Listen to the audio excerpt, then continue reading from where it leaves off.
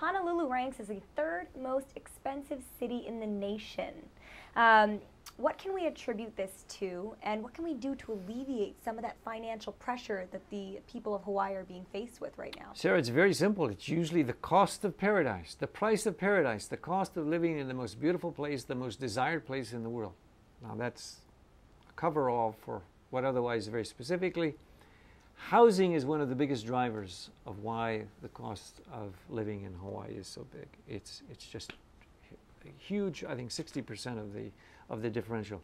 The other are the shipping costs to get everything. Everything that we eat, consume, otherwise build with, probably 80 to 85% is brought in, and by that we have added costs.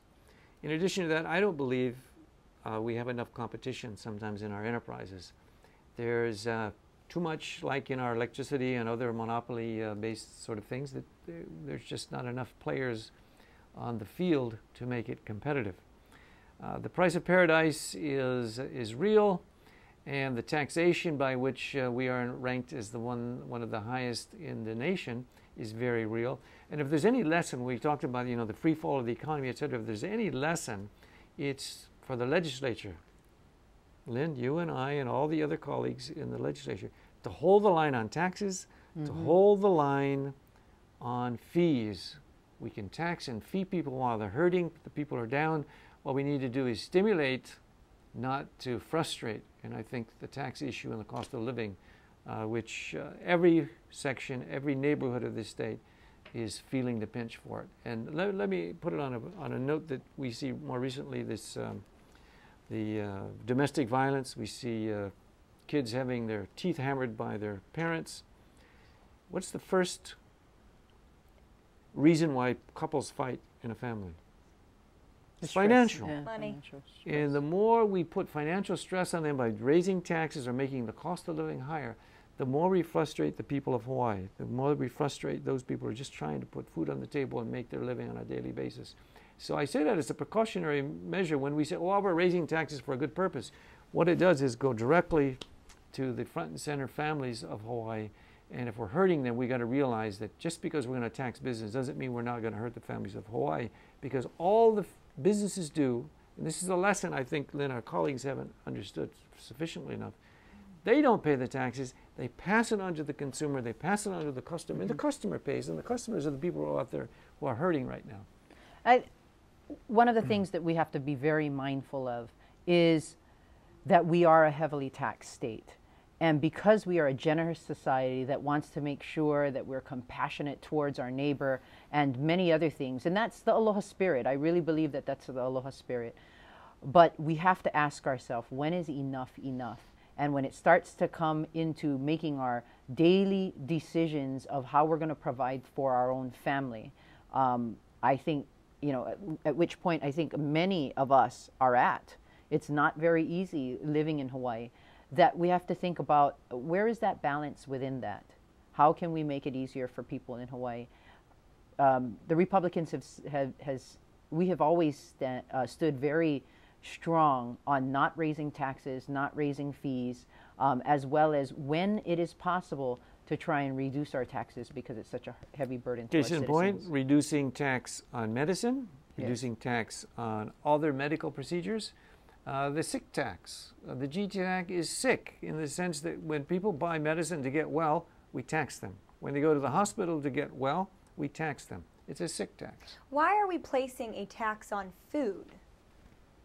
And is the other big one, food, which in other places would not do that. It's because when the GT tax began, it was this voracious appetite for everything to be inside of the net, and nothing escaped outside. In fact, very few things escaped the GT tax. We just have not been able to do it. Well, I think it's also the way that it was postured or put together.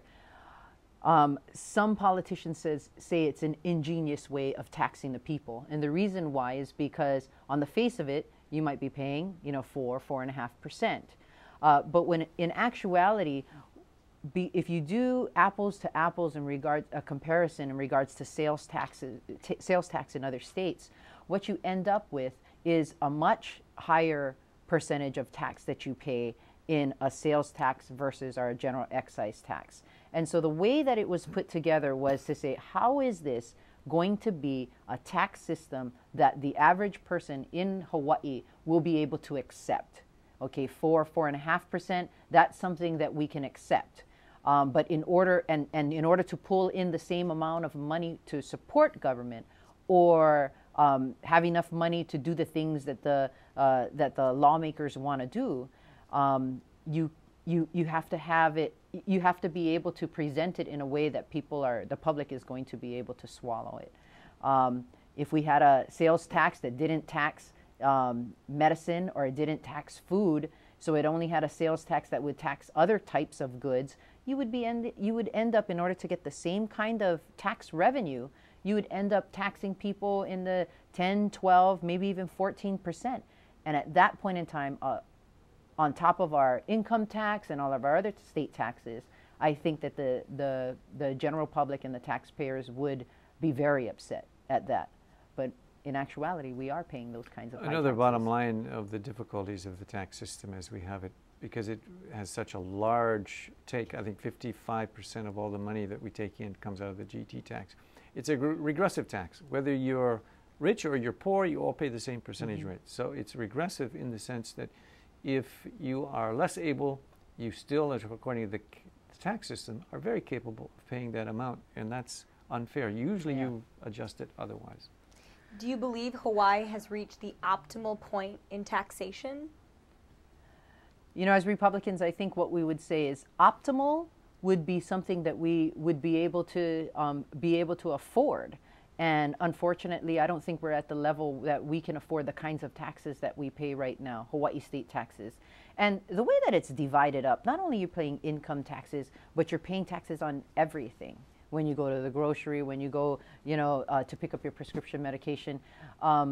And so, like I said, it's a hidden tax. It's not a comparable tax where people understand how much they're paying in taxes. So I prefer, and I think most of our Republican colleagues would agree, that individuals are highly taxed in this state, and that it is up to us to make sure that we keep a lid on that, so that our taxpayers and our residents in Hawaii will be able to have a better quality of life. Especially now when times are tough. No new taxes, no new fees would be the best way to treat people humanely and with dignity. It's not a time to raise any taxes, and I hope our colleagues get that message. Yes. So you're working with a state legislature that the Democratic majority has actually been in power for 54 years. So how do you compete with that in terms of reducing taxes for the people of Hawaii? Well, this year, as the governor has come up with her budget, and I don't think that we're going to have any reduction in taxes this year. Our whole push was to reduce taxes when we had the money. And now that we are cutting back on our budget, and we're basically taking a look at how do we afford just the services that we have today. There's a lot of things that we are doing, and that's stimulating the economy, as well as needing to do better with less, as well as all the other things that we're trying to achieve during this time when we know that we have to pass a balanced budget.